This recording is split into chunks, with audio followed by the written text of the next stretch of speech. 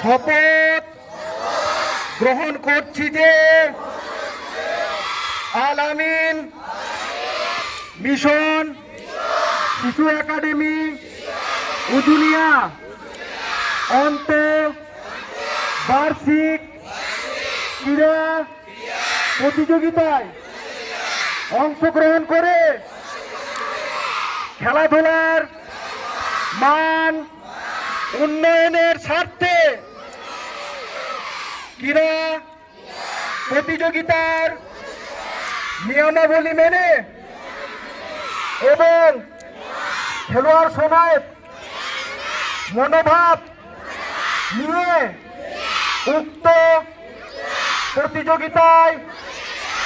অংশগ্রহণ করব এবং